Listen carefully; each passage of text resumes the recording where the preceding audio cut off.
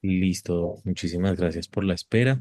El auditorio es suyo. Si desea compartir pantalla también ya tiene la autorización. Muchísimas gracias.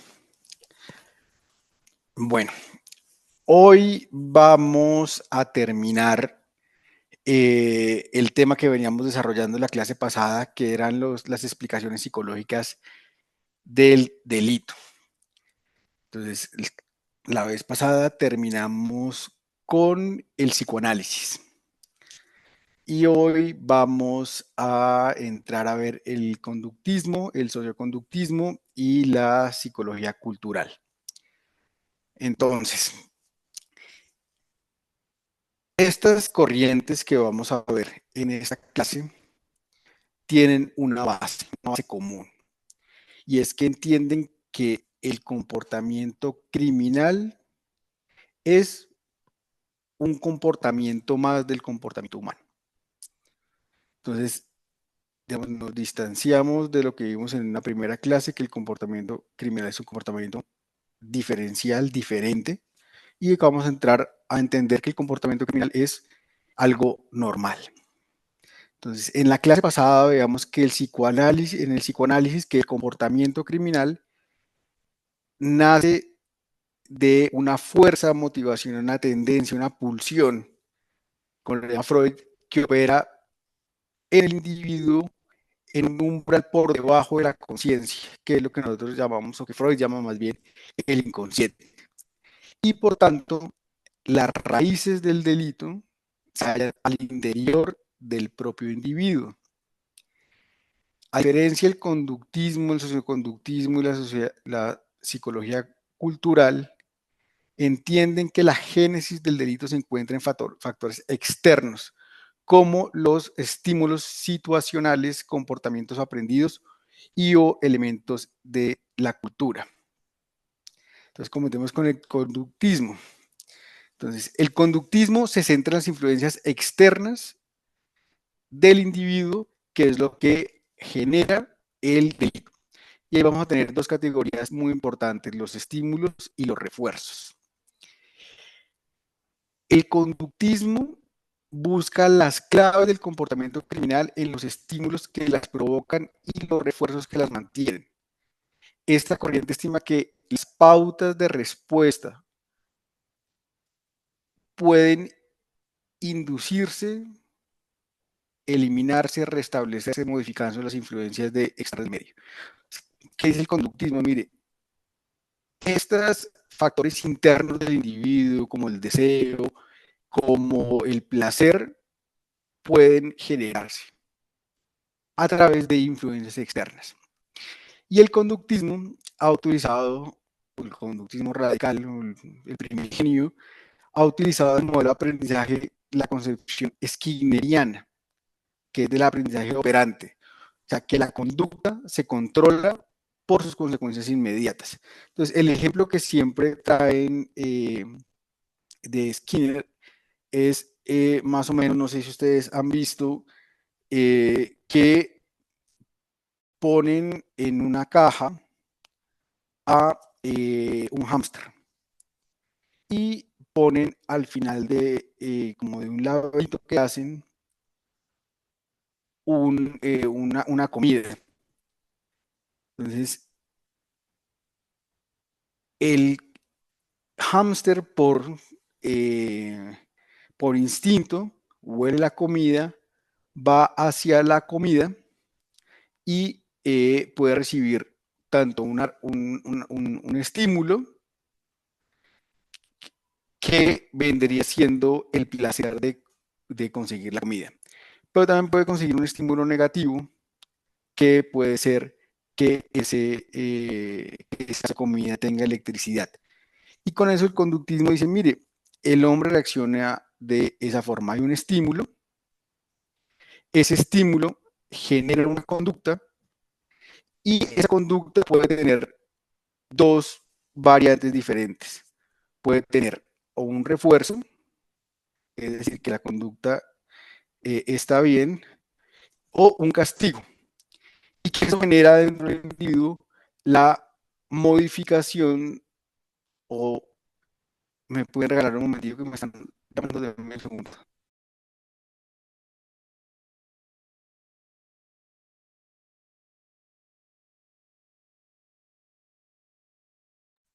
Ya, perdón, qué pena. Y entonces esa conducta trae una consecuencia que puede ser un refuerzo o un castigo, hace que se modifique la conducta futura de la persona.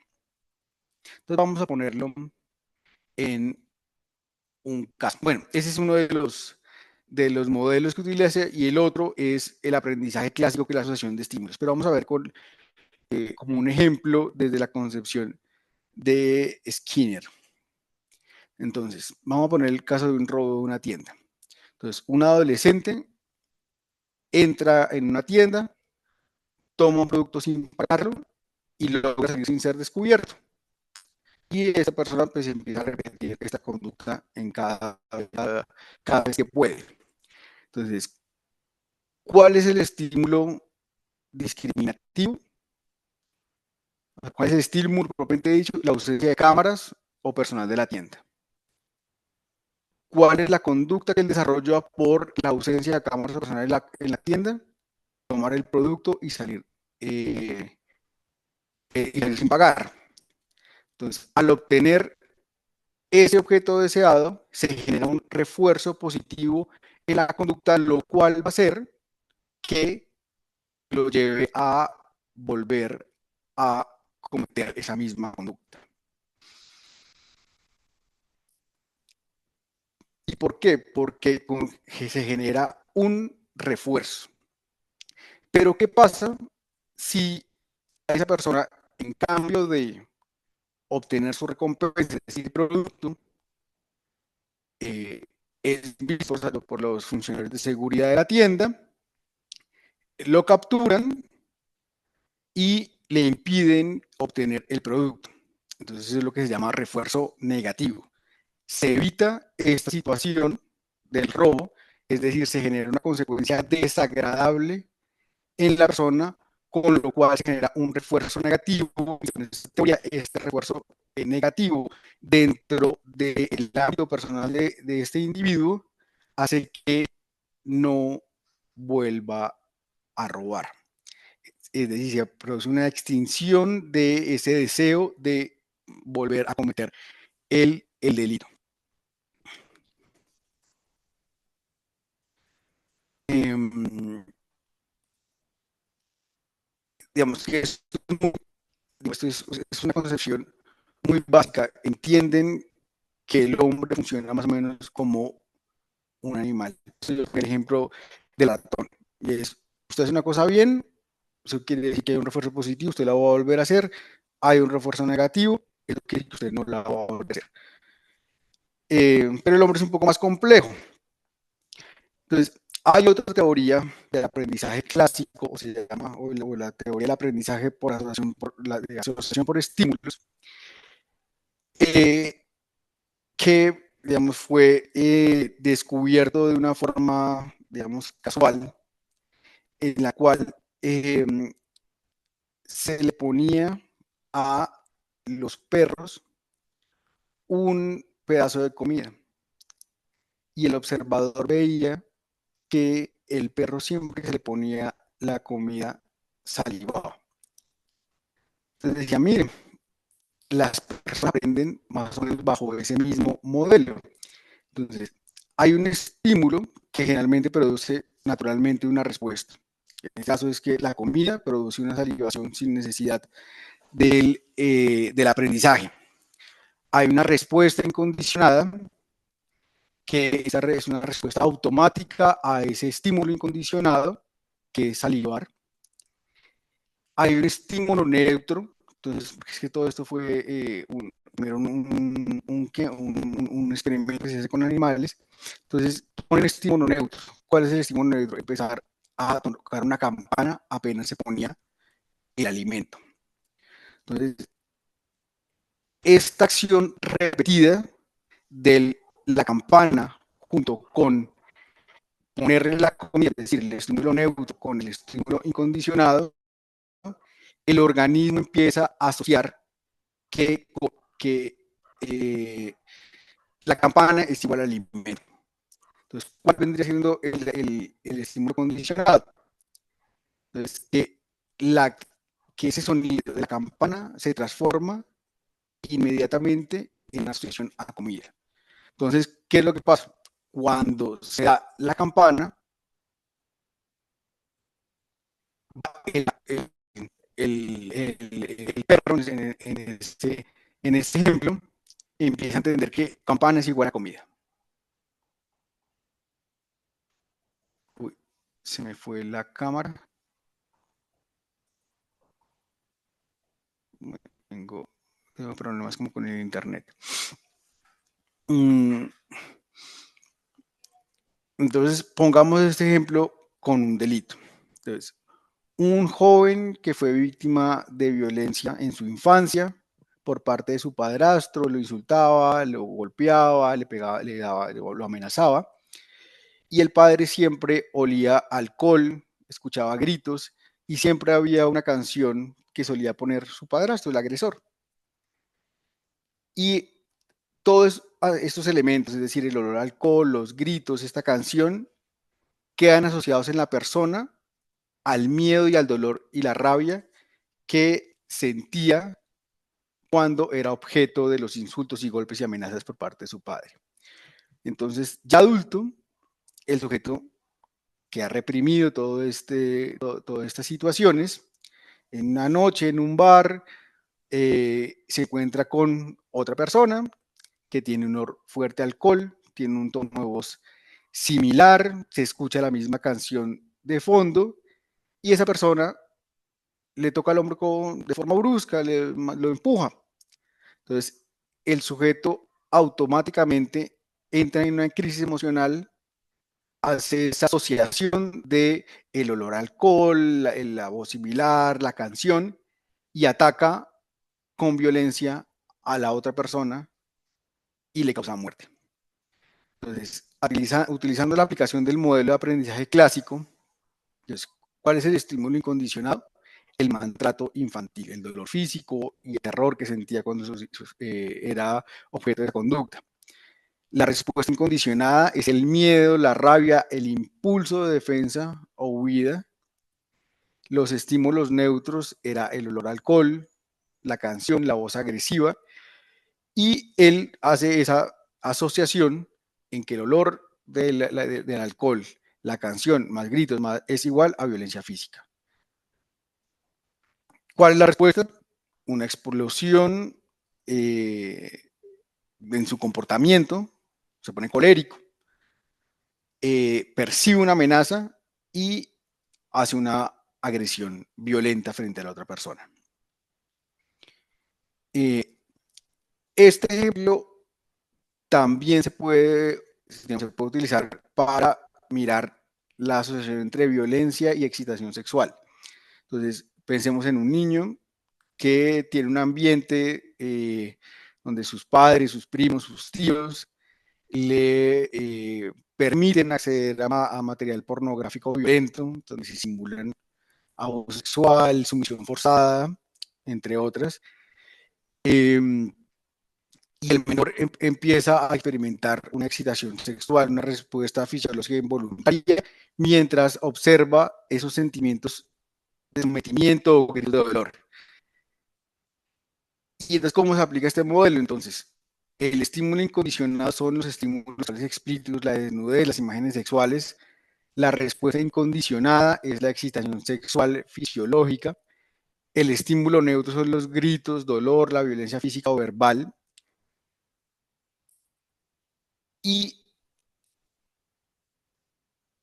genera la asociación, que es la respuesta incondicionada, a que genera un estímulo sexual o una excitación sexual de este agresor cuando tiene resistencia de la víctima, hace que se generen gritos y el ejercicio de la violencia. Estos son los dos modelos principales del conductismo. El modelo de Skinner y el modelo del aprendizaje clásico por asociación de estímulos.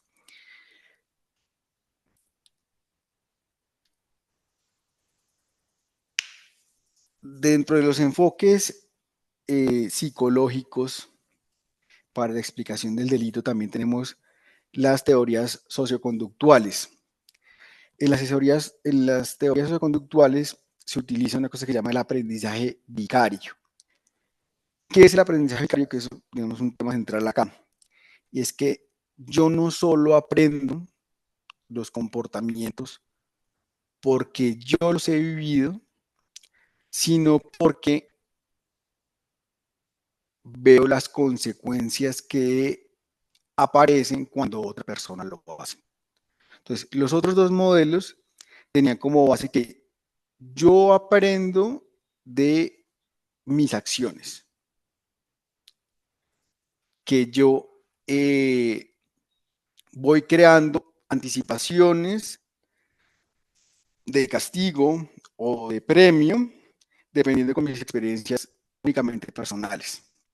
En las teorías socioconductuales se dan juicio y se dice, mire, no únicamente es lo que usted aprende, lo que genera por su conciencia, sino también lo que le pasa a los demás.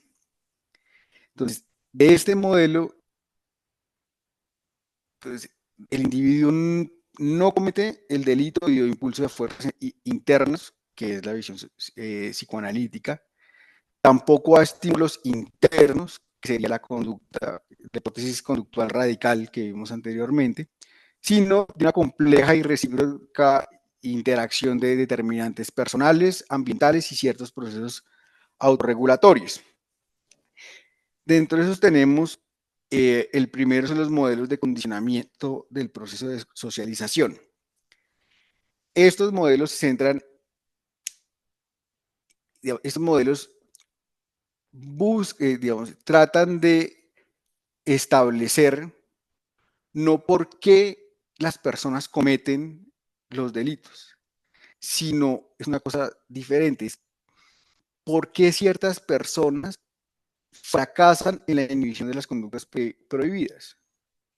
Entonces, ¿por qué cometen esas conductas cuando los demás no la cometen? Entonces, y ellos centran su objeto de estudio en el proceso de socialización. Entonces, mire, aproximadamente entre desde que nacen niños a los 12 años se da el proceso de socialización y el niño va asociando el castigo, es un modelo condicionado.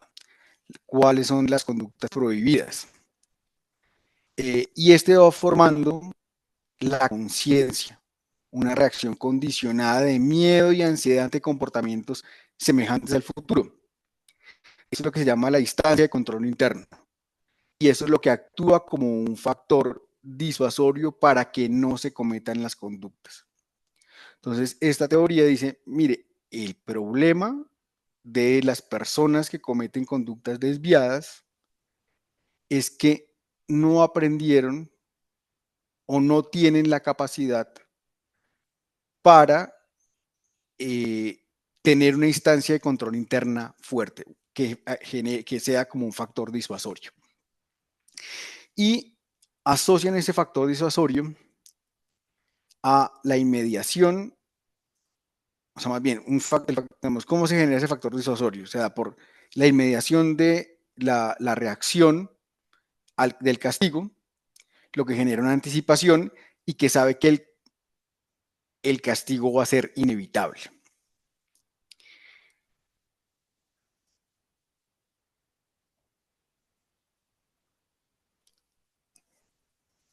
Hay unos factores externos o situacionales. Entonces, determinan, por ejemplo, que esa instancia de control interno o conciencia se da por una educación permisiva al menor, sea tanto en las instancias de la propia casa o sea dentro del sistema educativo. Pues el menor ve que la conducta se desarrolla o hace la conducta, pero la deficiencia del proceso de socialización hace que este menor no genere la conciencia o reacción condicionada al miedo, a la ansiedad, al comportamiento, al castigo que se le va a imponer.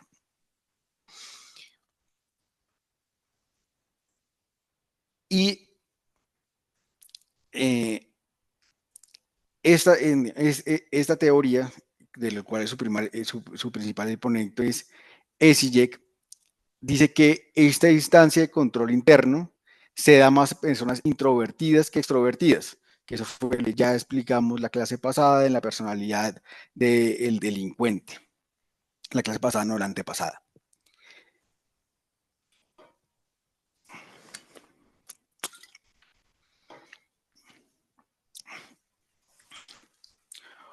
Otras de las teorías psicológicas que nos permiten explicar los modelos es el modelo socioconductual o del aprendizaje social. Esta es la variable más próxima a las teorías psicológicas, sociológicas, por transmisión cultural o por asociación diferencial, que les vamos a ver ya en las próximas clases, porque integra principios del conductismo clásico con factores sociales, cognitivos, ambientales para explicar el comportamiento humano. Entonces, la premisa básica es que el comportamiento criminal se aprende. Se aprende de la observación y de la imitación de diferentes modelos. Eso es lo que lleva a una imitación del comportamiento criminal. El crimen violento es aprendido por el individuo y representa una respuesta normal a situaciones y experiencias vividas. Entonces, este es el típico caso de la persona que nace en una favela o en barrios marginales, en donde entiende que la única forma para poder obtener un recurso, poder ser alguien en la vida, es ser un delincuente. Y entonces él empieza a tener esos referentes, quienes son como los líderes de la comunidad, quienes son sus modelos a seguir, cuáles son los comportamientos que generan una satisfacción de un deseo o de un placer, y empiezan a imitarlo. Entonces, este tiene una premisa, y es que no se nace violento, se aprende a ser violento. ¿Y cómo se aprende a ser violento? A través de las vivencias diarias y la interacción con los demás y con un territorio específico.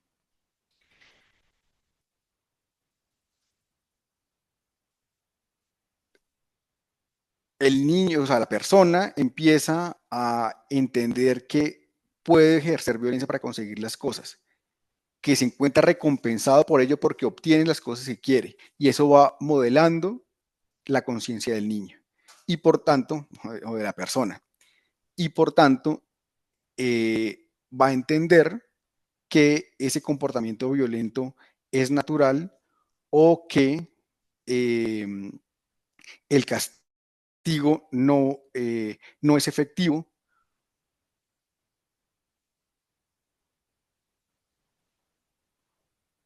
o que está bien hecho lo que está haciendo. O sea, que no importa que lo haga. Si está mal, no importa que lo haga.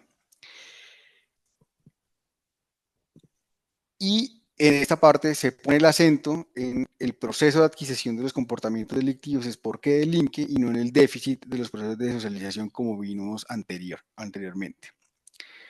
Bandura es el principal exponente de esta corriente, y Bandura dice, mire, el funcionamiento psicológico de una persona se explica en términos de interacción de la persona con otras personas y el mundo exterior.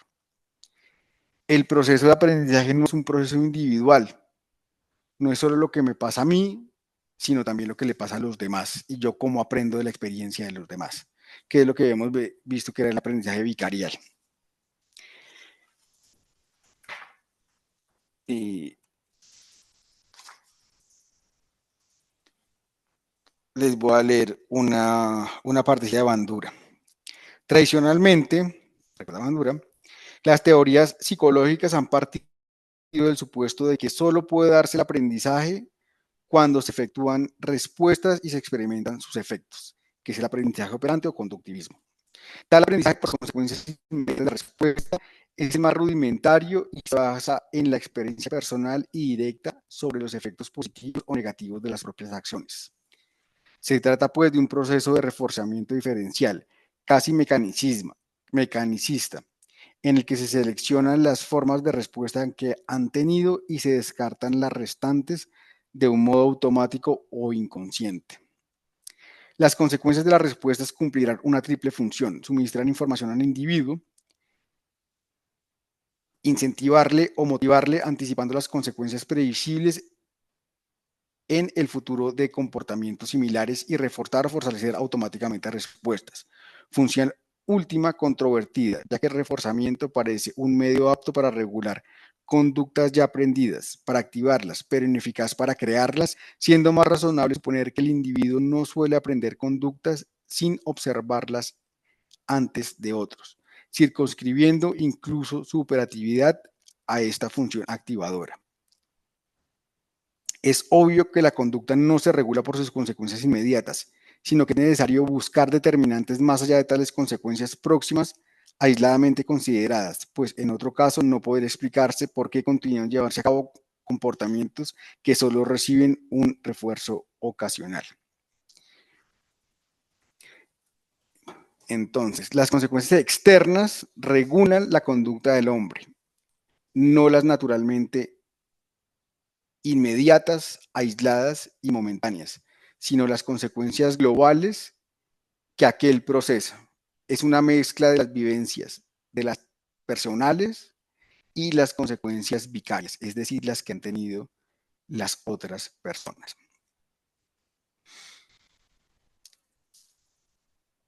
El aprendizaje vicario se da está compuesto por tres elementos, que es el refuerzo vicario, el castigo vicario y el autorrefuerzo.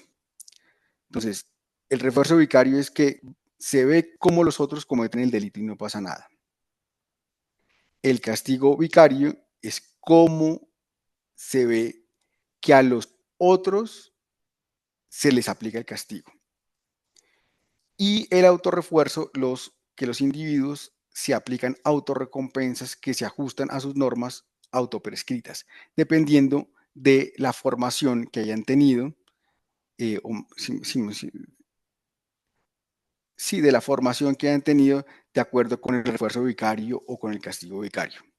Entonces, yo genero un modelo individual de comportamiento, genero unas normas que me permiten autorreforzarme o generarme autorrecompensas que se ajustan a las normas que yo mismo prescribí a través de ver cómo obtuvo un refuerzo o las personas de mi entorno obtuvieron un refuerzo dependiendo de determinada conducta o, por el contrario, obtuvieron un castigo.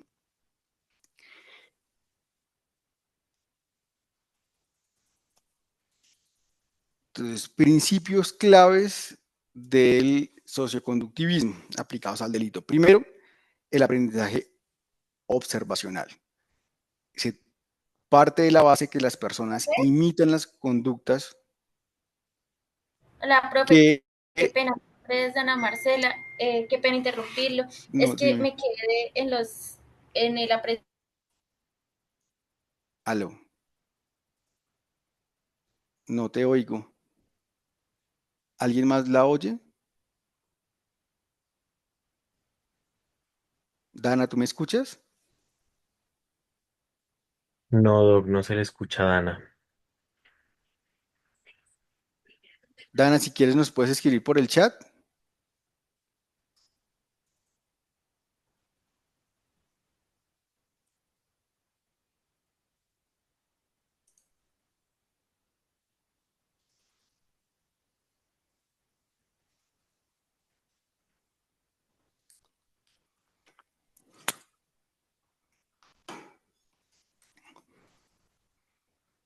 Bueno, voy a continuar y Dana, no sé si te puedes salir o volverte a conectar o escribirme por el chat para responder a tu pregunta.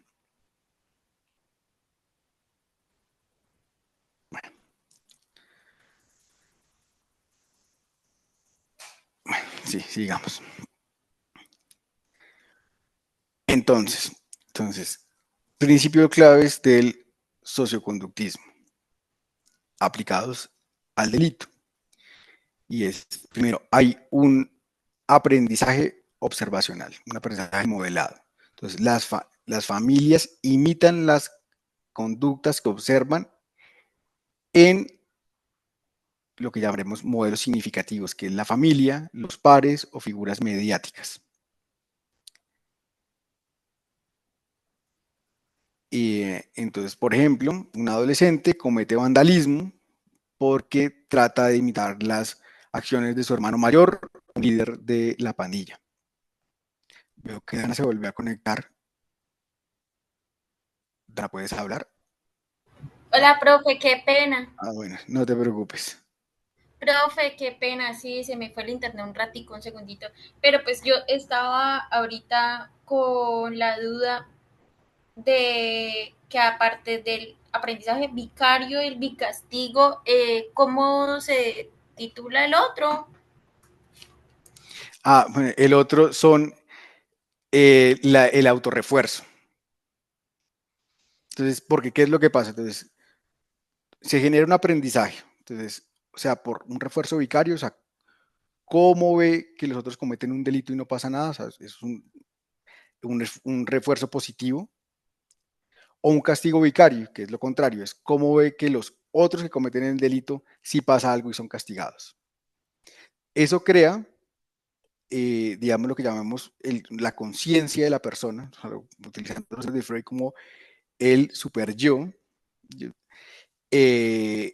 y dice, mire, yo ya sé cuál va a ser como anticipar, yo anticipo la conducta y empiezo a crear normas autoprescritas de acuerdo sea con el refuerzo vicario y con el castigo vicario. Y una vez ya tengo esas normas autoprescritas, me aplico autorrecompensas por la consecución de la conducta cometida. Entonces vamos a poner un ejemplo que sea un poco más claro. Esto puede ser un cliché. Entonces, es tráfico de estupefacientes. Entonces tenemos un gran narco que corona, no sé, 10 kilos de coca en el exterior.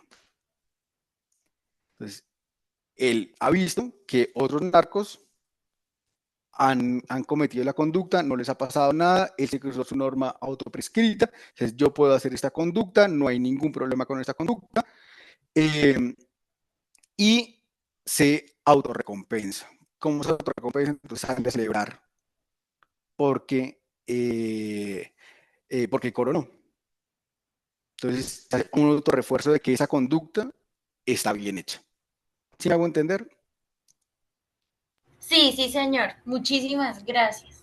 Con gusto. Bueno, entonces, principio clave del socioconductismo aplicados al delito, entonces el aprendizaje observacional que ya lo vimos, el refuerzo vicario, entonces son las conductas que se adoptan si se percibe que otros son recompensados por hacer ese tipo de conductas delictivas. Entonces, un joven decide traficar drogas tras ver que su vecino obtiene lujos sin ser arrestado y sin esforzarse mucho, que es lo que nosotros podríamos llamar la cultura traqueta. Hay otra cosa que se llama las expectativas de autoeficacia, que eso lo podríamos meter dentro del autorrefuerzo, y es la confianza, la capacidad que tiene una persona para ejecutar la acción y evitar que las consecuencias negativas se den cuando comete un delito. Entonces, el ladrón que se cree que tiene las habilidades mágicas para poder evadir a la policía. Y hay otro que digamos, que podemos tomar como autorrefuerzo, es que las normas sociales es la presión grupal. Entonces, miembros de una pandilla que eligen ganan aceptación o para evitar la exclusión. Es decir, ellos, digamos, se crea dentro de la autorregulación de la persona que la conducta delictiva genera, o sea, específicamente, la aceptación o evita la exclusión de determinado grupo.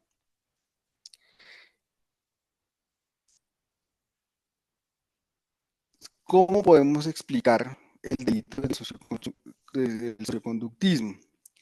Entonces, primero, la socialización en entornos delictivos, o sea, la típica familia disfuncional, los padres o hermanos exhiben conductas ilegales, se normaliza el delito en esa familia como una estrategia válida. No sé, los hijos de personas que hurtan y generan en sus hijos que está bien hacer esas conductas y que aprenden a manipular y engañar desde la infancia porque lo ven como algo normal. Seguro la influencia de los pares, los grupos juveniles refuerzan el delito mediante aprobación o social o las amenazas. Entonces la presión, por ejemplo, la presión de ciertos grupos para participar en robos o como la prueba de lealtad. También tenemos que estos refuerzos positivos se pueden dar por medio de los medios de comunicación o la cultura. Entonces, la glorificación de la violencia en las películas, en los videojuegos, en las redes sociales, que presentan el delito como algo emocionante, sin consecuencias. Entonces, hay un juego, se llama San Andreas, que a mí me gusta mucho, pero digamos, el rol que ejerce uno dentro de ese juego es ser un delincuente. Entonces, esto va creando en, eh, en la persona la creencia de que la violencia para obtener ciertas cosas está bien. Por eso es que basados en esta teoría, es que muchos de estos juegos tienen restricciones a menores de edad. Entonces, otra cosa que puede pasar es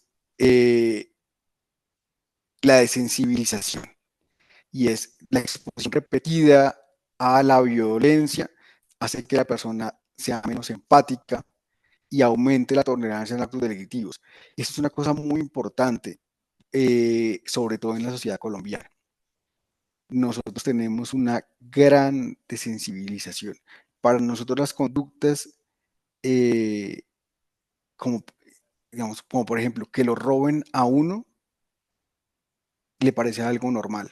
O cuando uno está viendo, digamos, en otros países, en otras latitudes, que lo roben a uno es una cosa que pasa excepcionalmente.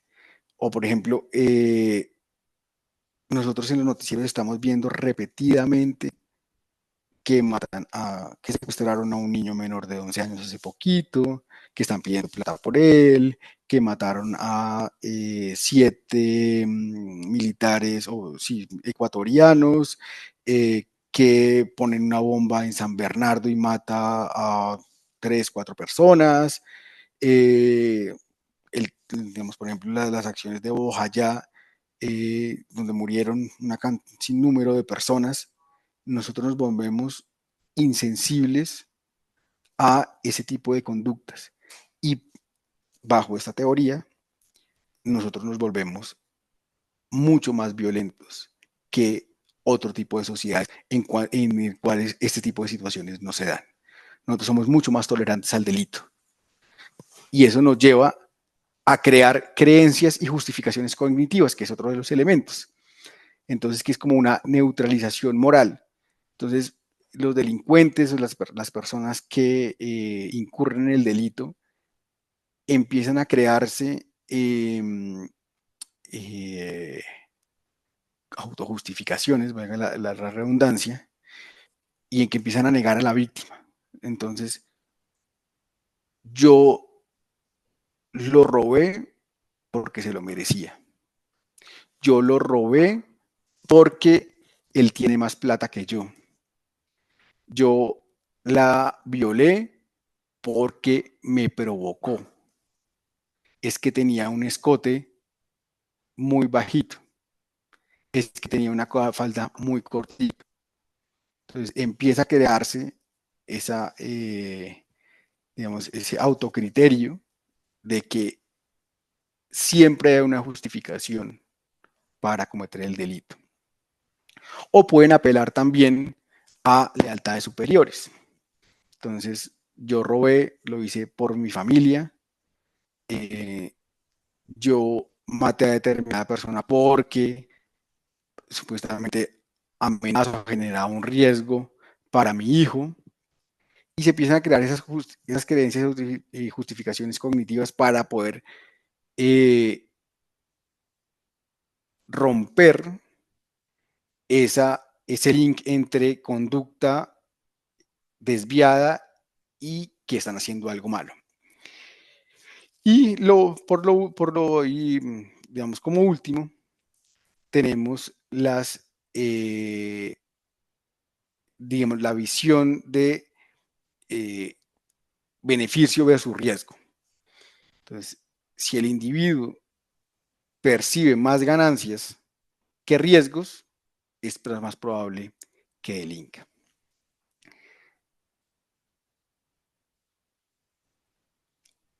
¿Alguna duda sobre esto? Bueno. No, no, señor. Bueno.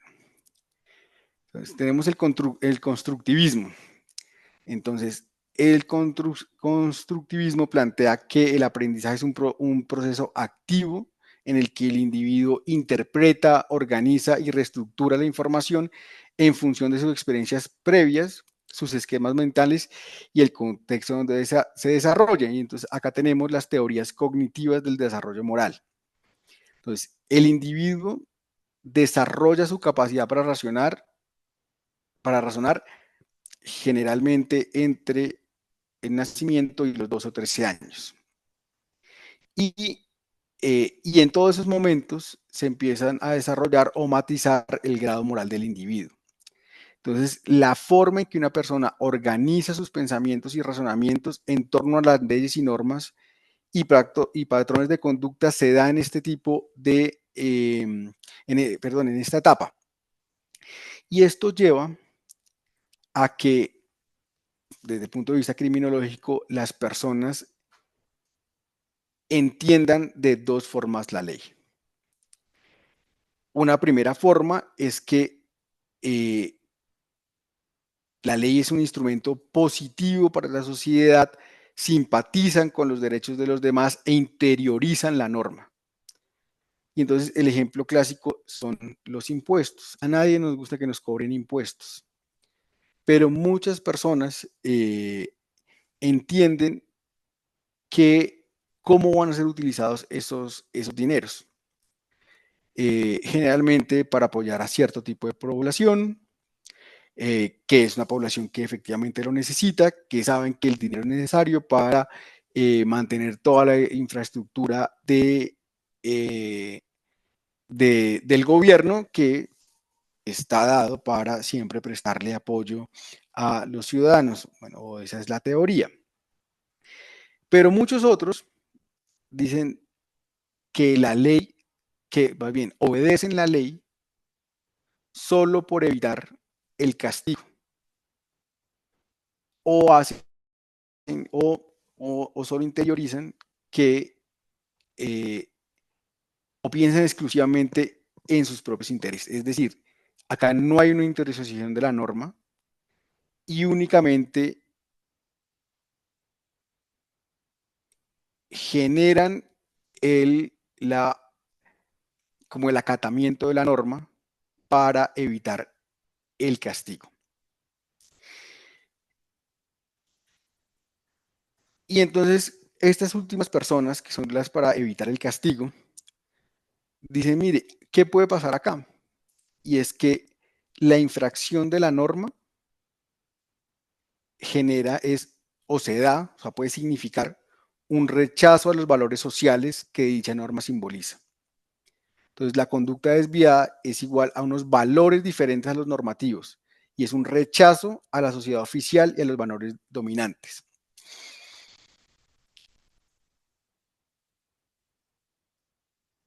Y esto lleva a un sector de la doctrina a considerar que las personas que exhiben estilos de vida desviados efectúan conductas igualmente desviadas porque tienen un sistema de valores desviado. Entonces, una de las grandes preguntas que se hace esta corriente es si existe unos valores diferentes del criminal o de la persona. Es específicamente, sobre todo Bradway, se preguntaba si existían unos valores diferentes para lo que llamaba el lower class o la clase más desfavorecida. Y acá voy a parar un momentico para leerles una cita.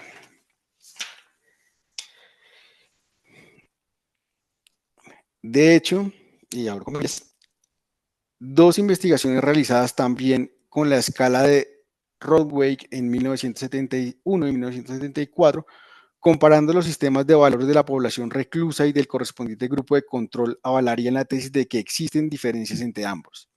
El primero de los trabajos parece mostrar que los sistemas de valores de los grupos delincuentes se asemejan más entre sí de lo que se deriva de la comparación con cada uno de los grupos de control. Los criminales rechazarían aquellos valores terminales que carecen de la relevancia personal inmediata, mundo en paz, igualdad y salvación, mientras sucedería lo contrario con aquellos otros valores que aportan una satisfacción personal inmediata, felicidad y placer. Los delincuentes aprecian en mayor medida que el grupo de control, valores como autocontrol, sabiduría, tal vez por representar cualidades de las que son deficitarios. Las mujeres delincuentes exhiben en conjunto un sistema de valores masculino, de valores más masculino de las que componen el grupo de control. Énfasis en valores como vida excitante, sentido de realización, independencia.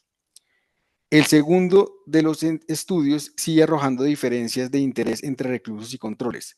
Armonía interior, placer, sabiduría y autoestima son valores más positivamente estimados por reclusos, delincuentes, drogadictos y homosexuales, mientras el valor de ambición era menos apreciado por todos que en el caso de los controles.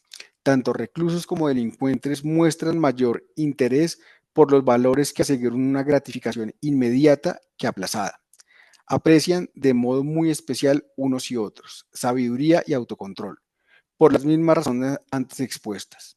Los delincuentes juveniles otorgan gran relevancia a valores como honesto, obediencia, probablemente por situación e invitados que experimentan en las escuelas de reforma. Contrasta el muy bajo deseo de logro, de realización o ambición que se constata en los delincuentes y no en los reclusos adultos. Los drogadictos, por su parte, manifiestan su particular sistema de valores, rechazo de la ética del éxito, de la clase media, y de las fuerzas opresoras del yo, exhibición de una filosofía liberal. No obstante, el propio autor reconoce que de todo ello no cabe inferir sin más la existencia de un específico sistema de valores delictivo ni la correlación necesaria de este con el comportamiento criminal. Sí, además, los núcleos de los sistemas de valores de todos los grupos desviados y de los controles son bastante similares, reflejando ello hacia una cultura básicamente similar en donde los valores de todos los individuos se desarrollan. Parece muy difícil establecerse una psicología diferencial a base de los valores que dudosamente permiten trazar una tipología delictiva clara. Es decir, se cuestiona esta parte de la doctrina que entiende que hay unos estilos de vida desviados y un sistema de valores desviados. Y Barron, por ejemplo, establece que hay una media de valores por todos que generalmente son los de la clase media. Y se hace también se hace un análisis de que la mayoría de ese sistema de valores son construcciones que provienen de la religión. Los 10 pecados, sí, son los 10 mandamientos, perdón. generalmente son un sistema de valores que ha sido implantado en todas las personas que profesan una religión judeocristiana, que son, desde este punto del hemisferio, mayoritariamente los occidentales. Y bueno, y se refuta, pues obviamente, la existencia de marcos y sistemas valorativos específicamente criminales. La tercera, perdón, la cuarta y último enfoque psicológico es la psicología cultural. La psicología cultural es completamente diferente a lo anterior. Entonces, la psicología cultural es una disciplina dentro de la psicología que estudia cómo la cultura influye en los procesos psicológicos humanos. Es decir, cómo las creencias, las prácticas, el lenguaje, las instituciones y demás actos culturales, la que podemos llamar superestructuras, configuran la mente y el comportamiento y el desarrollo de las personas.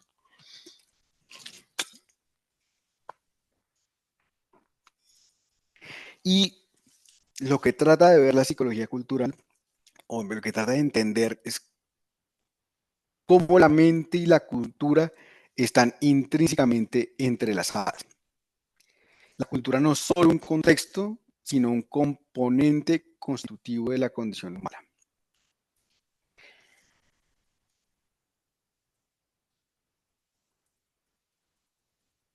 Y los psicólogos culturales sostienen que los procesos psicológicos no pueden entenderse independientemente de los contextos culturales en los que se desarrollan, porque la cultura moldea la mente y la mente a su vez transforma la cultura.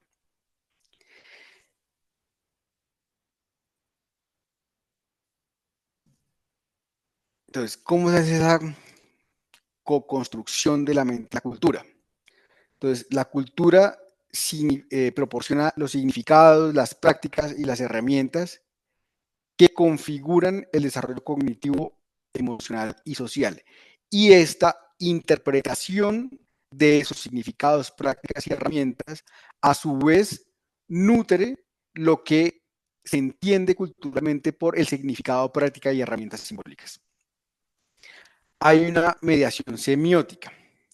Entonces, todos los procesos culturales están mediados por símbolos por signos y símbolos. El lenguaje, la estructura, los rituales, las narrativas que están tan moda ahorita en cada proceso cultural. Hay un contextualismo radical. Y entonces dice, no hay una mente universal, no hay una cultura universal. No todos, no es un proceso psicológico, más bien el proceso psicológico está situado dentro de un contexto histórico y cultural. Y esto es muy importante en lo que es la psicología cultural, porque empieza a analizarse cómo esa construcción de la psiquis de la persona está atada a determinadas particularidades socioculturales e histórico-culturales que llevan a que no toda conducta pueda ser interpretada siempre como un delito, que el delito es una construcción social que se da dentro de un contexto específico. Entonces, la psicología cultural, entonces, eso es lo que se está viendo, la psicología cultural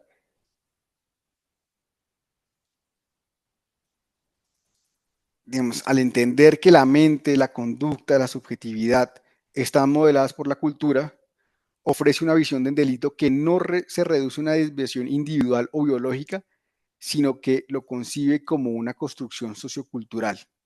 Desde este enfoque, el delito no puede explicarse exclusivamente por factores internos, como los rasgos de la personalidad, o legales, sino que debe analizarse en función de los significados culturales y las prácticas sociales y los sistemas simbólicos que influyen en cómo se define, cómo se percibe y cómo se produce la conducta delictiva.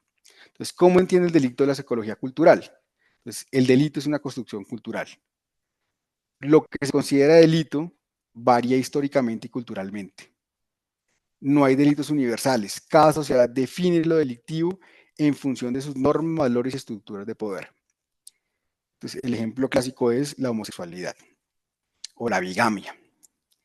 Y esto tiene, digamos, este entendimiento de cómo la cultura influye en la psiquis de la persona desde ese punto de vista puede generar relativismos axiológicos.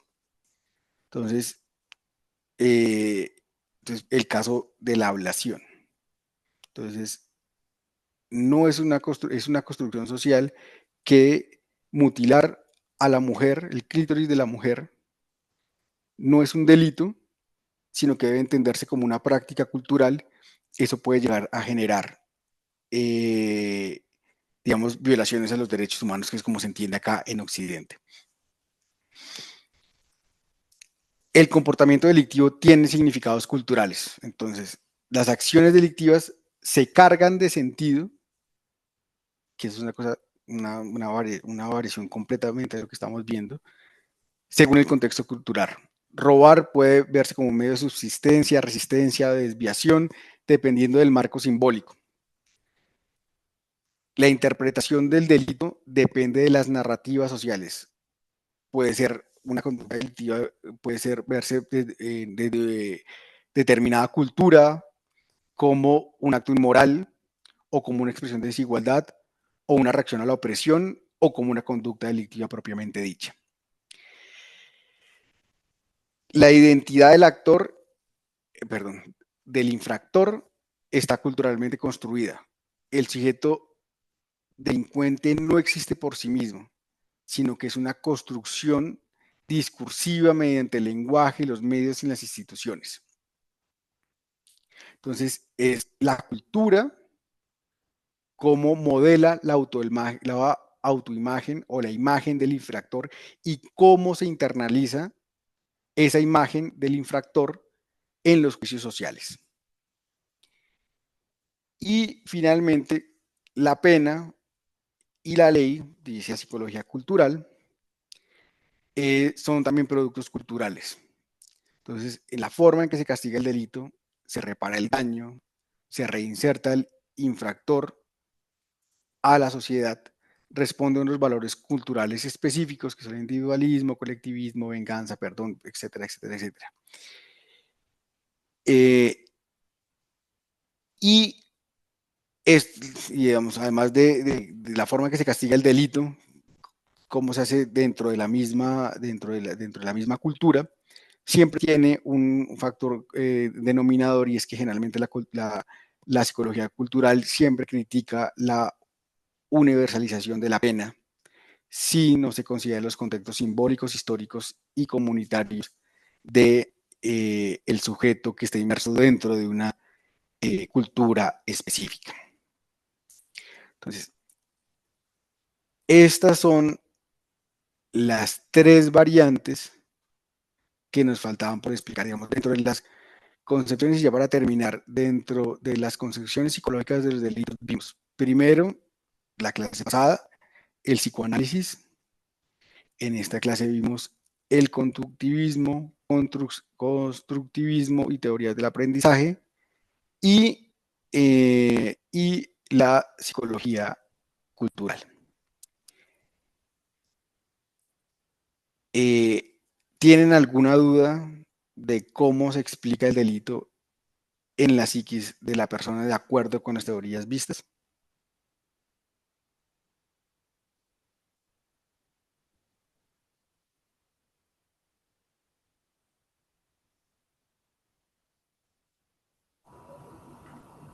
Bueno, hay una apreciación que usted hizo frente a los grupos culturales de cómo contemplaba los comportamientos reiterados como conductas no criminales. Cuando el familiar o un grupo de personas realizaban ciertas conductas y las tenían como no criminales. Es un indeterminismo social que vimos en métodos cualitativos. Eso frente a ciertos grupos poblacionales o culturales, o como usted lo dijo, frente a familiares.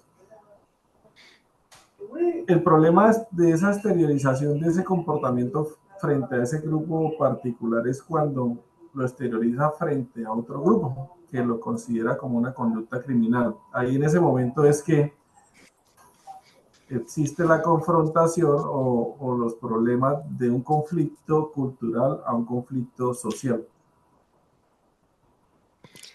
Completamente de acuerdo. Y esto no sucede mucho en Colombia porque, digamos, la inmigración de que nosotros hemos sufrido, que es dada de nuestros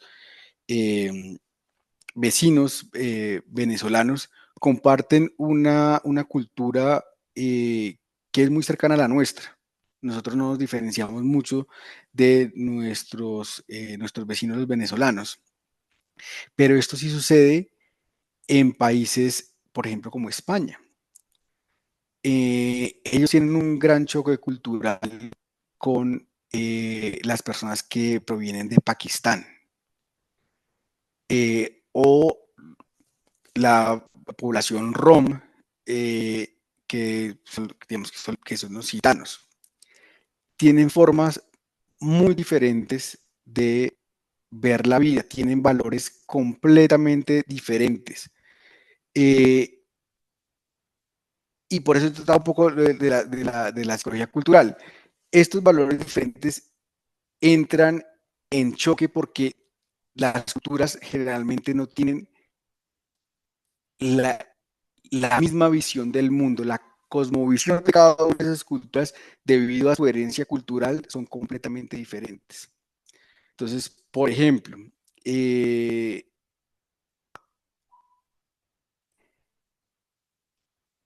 que esto pasaba mucho en España,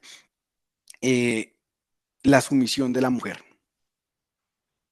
Entonces, se ven muchas personas que son pakistaníes, musulmanes, que tienen unos comportamientos que no son adecuados para lo que se entiende que debería ser el trato de la mujer. Y estas conductas diferenciales generan un conflicto social. Y ese conflicto social genera una escala en el comportamiento delictivo porque se puede presentar intolerancia. Entonces, el español que ve que se está tratando a la mujer mal, dice, quítele las manos a esta mujer, usted no le puede pegar. El otro dice, mire, yo en mi cultura o como yo veo las cosas, yo tengo todo el derecho de poder sobre la mujer, y se produce esos efectos de intolerancia y empieza a crear conductas delictivas. Pero además de eso, el problema más grande que se viene enfrentando España son los hijos de inmigrantes pakistaníes o africanos, sobre todo marroquíes. Entonces, ¿qué es lo que pasa? El ejemplo más claro es hay una zona en España que es Ceuta y Melilla, que está en el continente africano y divide Marcos de esa porción de territorio español una barrera. Entonces, lo que hacen es generalmente pasar a sus hijos de esa barrera que hay ahí, de ese muro, y después los servicios de España, estando en territorio español y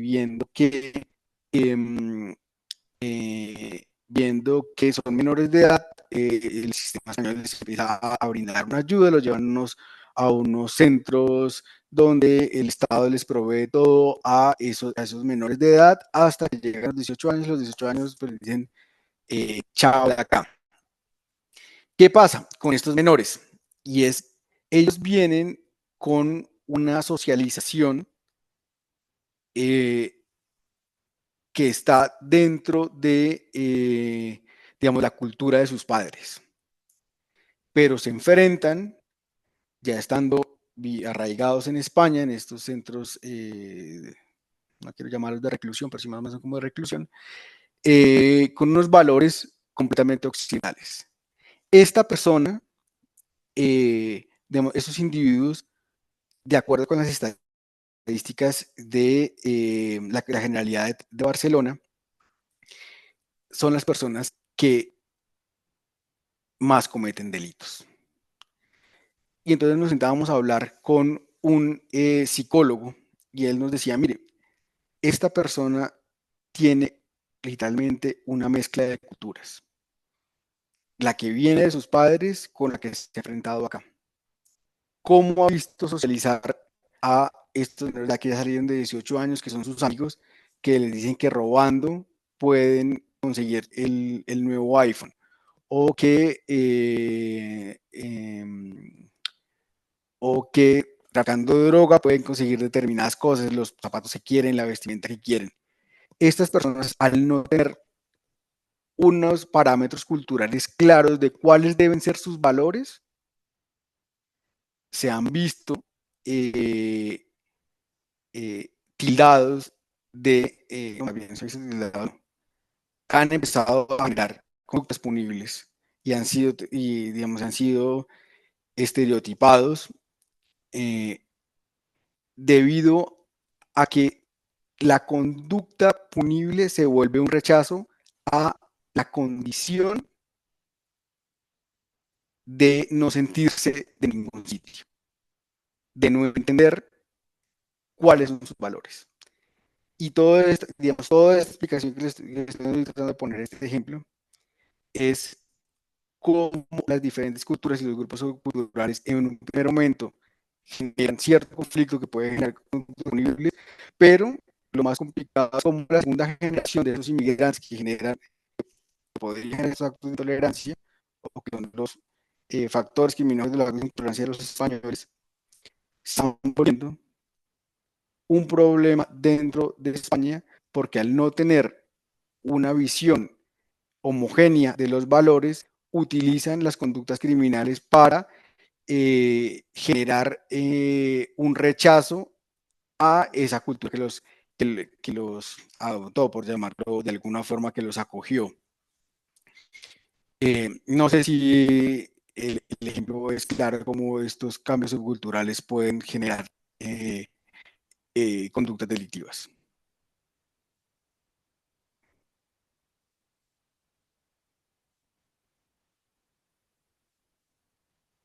Bueno, tomar el ejercicio como que ha quedado completamente claro.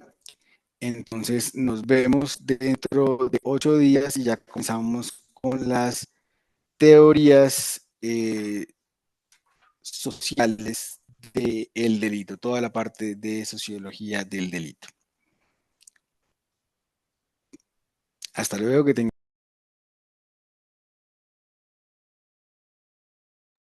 Muchas gracias, Doc.